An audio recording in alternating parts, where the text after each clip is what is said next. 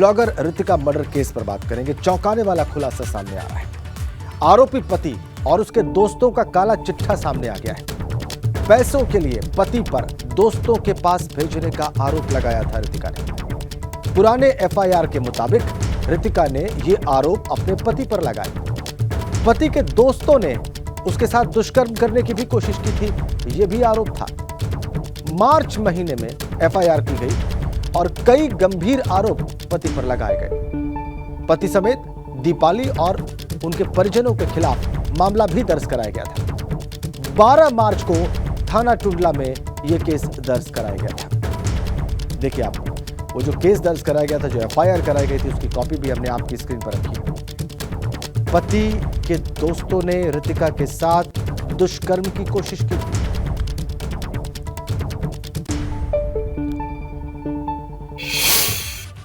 इस सारे प्रकरण से जुड़ी कुछ बहुत ही महत्वपूर्ण जानकारियां इस वक्त हम आपको देने जा रहे हैं। ऋतिका के कातिल का जो पापलोक है उसके बारे में हम आपको बताने जा रहे हैं। ऋतिका मर्डर केस में बड़ा खुलासा हुआ है। पैसों के लिए दोस्तों के पास पति भेजता था।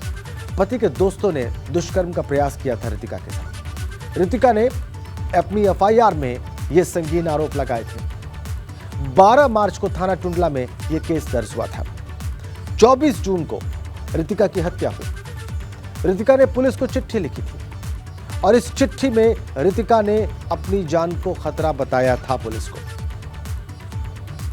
ये जो चौंकाने वाला खुलासा है, इसके बारे में आइए अब और जानकारी प्राप्त करते हैं हमारे संवाददाता नितिन उपाध्याय से, जो आगरा से इस वक्त हमारे साथ सीधा कनेक्ट है।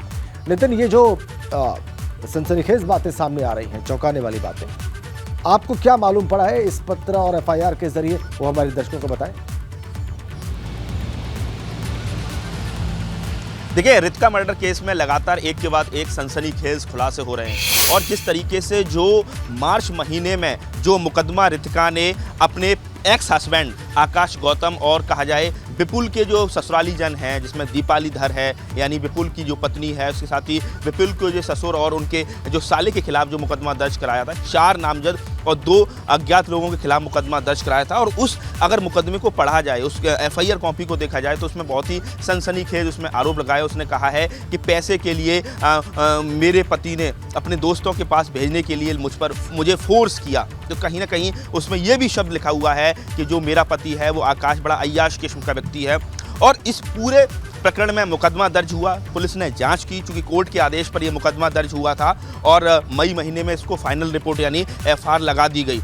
तमाम तथ्यों को पुलिस ने जांच में शामिल किया और जिस लोकेशन पर उसके साथ सामूहिक दुष्कर्म की बात कही गई, क्योंकि उसमें 376D यानी गैंगरेप की धारा भी है, लेकिन वो लोकेशन मैच नहीं की और उसके बाद विवेचना में उस मुकदमे को फाइनल रिपोर्ट लगा दी गई, उसको क्लोज कर दिया गया। तथ्यों के आधार पर विवेचना हुई, लेकिन ये बात तय थी कि ब्लॉगर ऋतिका हत्याकांड में उसका जो पति है, जिसने इस पर मुख्य हत्यारोपी है, जिसने 4थी मंजिल से फेंककर ओम श्री अपार्टमेंट से उसकी हत्या की है, वो पिछले कई कहा जाए महीनों से उस अपार्टमेंट की रेकी कर रहा था और उसके आधार पर वो एक फुल प्रूफ प्लानिंग तैयार कर रहा था कि एक ऐसा मौका मिले जिस दिन ऋतिका को उसकी जान ले ली जाए। तो यही वजह है कि उसने पूरी तैयारी की थी, लेकिन उस दिन जिस तरीके से हत्या हुई और उसके बाद अपार्टमेंट का गेट बंद कर दिया जाता है, 3 लोगों को मौके पर ही दबोच लिया जाता है। इस मामले में एक और लेटर वायरल होने की बात सामने आ रही है और एबीपी गंगा उसको सबसे पहले उस लेटर को भी दिखाएगा। तो कुल मिला के ऋतिका की जान को खतरा था,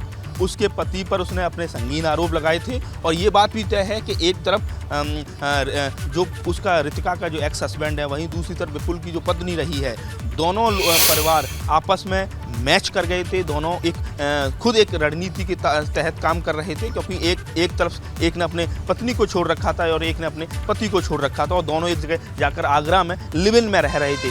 तो इस मामले में पुलिस तफ्तीश कर रही है। देखिए, आगरा पुलिस पर भी कई सारे गंभीर सवाल हैं। कल ऋतिका के पेरेंट्स ने जिस तरीके से एबीपी गंगा से एक्सक्लूसिव बात की और उसमें कहीं ना कहीं जिस तरीके से जो बाइक बरामद हुई है, उस बाइक को लावारिस दिखाया गया है, गिरफ्तारियों की लोकेशन दूसरी जगह दिखाई गई है, लेकिन सारे सीसीटीवी फुटेज हैं, सारे फुटेज लगातार सभी मीडिया चैनल्स पर चल रहे हैं, एबीपी गंगा पर प्रमुखता से चल रहे हैं। तो ऐसे में पुलिस क्यों अपनी भद्द पिटवा रही है, पुलिस क्यों अपनी साख पर सवाल खड़े करवा रही है, ये एक बड़ा सवाल बना हुआ है। क्योंकि इस पूरे हाई प्रोफाइल मर्डर केस में लगातार एक के बाद एक फैक्ट्स रिवील हो रहे हैं और ऐसे में पुलिस की जांच जिस तरीके से बढ़ रही है उससे ये लग रहा है कि आखिर ऐसी क्या बात है कि केस को कमजोर क्यों करने की कोशिश की जा रही है, जबकि जो तथ्य हैं, साक्ष्य हैं, वो पूरी तरह से ओपन सीक्रेट है। तो ऐसे में सवाल लगातार ताजगंज पुलिस पर है, एसएचओ ताजगंज पर है।